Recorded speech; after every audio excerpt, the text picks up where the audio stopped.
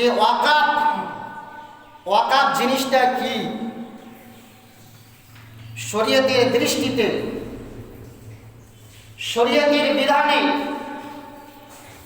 ওয়াকাফ তাকে বলা হয়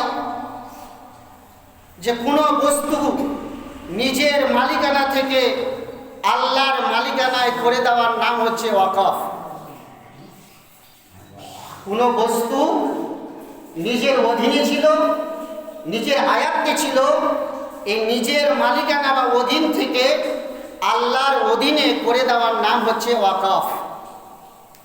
যেমনটা আপনার এলাইটোলার মানুষ, আপনারা মসজিদের, আপনাদের মসজিদ, এই মসজিদটা কারো নিজের কিন্তু পৈতৃক সম্পত্তি এখন না, নিজের কি নিজের না, কোনো মানুষের নিজের ছিল, থাকার পরে কেউ হয়তো দান করেছেন কিসের রাস্তায়? আল্লাহর রাস্তায়।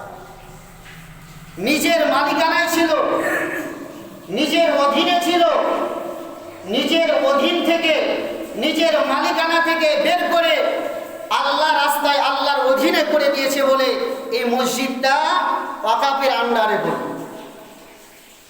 তেমনি এলাইটোলার মানুষ, আজ আপনারা এলাইটোলার কম বেশি 7-8টা কবরস্থান রয়েছে। আপনারা সেই কবরস্থান, অনেক মানুষ কবরস্থানে জায়গা দান করে। কেন দান করে? এই সূত্রে দান করে, আল্লাহ রাস্তায় যে ভবিষ্যতে আমার বা আমার আত্মীয় স্বজন যারা ইন্তেকাল করেছে তাদের সওয়াবের উদ্দেশ্যে আল্লাহ রাস্তায় দান করে। আর আল্লাহ রাস্তায় দান করে মানে হচ্ছে ওয়াকফ। তেমনি মাদ্রাসাটা ওয়াকফের মধ্যে পড়ে, মক্তবটাও ওয়াকফের মধ্যে পড়ে, খানকা বলুন, মাজার শরীফ বলুন, এই সমস্ত আস্তানা বলুন, প্রত্যেকটা জিনিস হচ্ছে ওয়াকফ। তেমনি হাজার হাজার সম্পত্তি আমাদের পূর্বপুরুষরা আল্লাহ রাস্তায় ওয়াকফ করে গিয়েছেন। আর এই ওয়াকফ করা জিনিস থেকে যারা গরিব দরিদ্র অনাহার অবস্থায় যারা দিন কাটায়, যাদের ছেলে মেয়ের বিবাহ দিতে পারছে না, কোনো এমন এলাকায় পানির সংকট মনে হয়ে পড়েছে, পানির ব্যবস্থা নেই, ওই ওয়াকাফের টাকা থেকে সেখানে পানির ব্যবস্থা করে দেওয়ার নির্দেশ রয়েছে।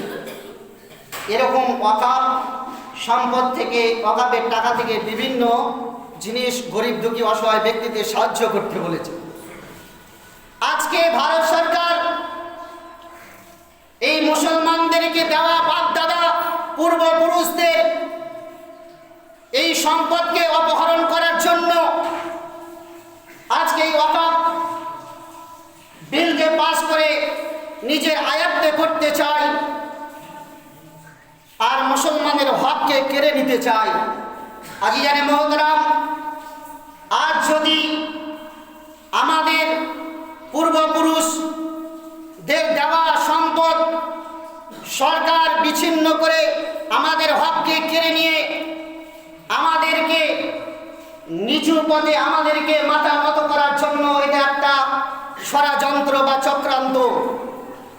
আজ যদি আমরা মুসলমান, আজ আমাদের হিন্দুদের সঙ্গে কোনো লড়াই বা তাদের সঙ্গে আমাদের কোনো ঝামেলা না, শুধু আমাদের লড়াই, আমাদের বিক্ষোভ একটাই যে আমাদের বাপ দাদা, আমাদের পূর্বপুরুষদের দেওয়া সম্পদ মোদী সরকার সাংবিধানিক আইন বিরোধিত করে আমাদের এই সম্পদকে, ওয়াকফ সম্পদকে বিচ্ছিন্ন করে দিচ্ছে। এই জন্য আমাদের বিক্ষোভ, এই জন্য আমাদের বিরোধিত মিছিল। আর যদি ওয়াকফ সম্পদ আমাদের